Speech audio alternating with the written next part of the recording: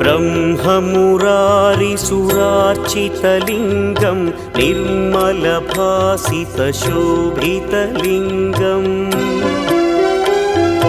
जन्मजदुःखविनाशकलिङ्गं तत्प्रणमामि सदा शिवलिङ्गम्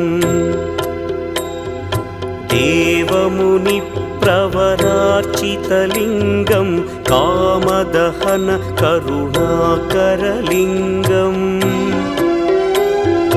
रावणदर्पविनाशकलिङ्गं तत्प्रणमामि सदा शिवलिङ्गम्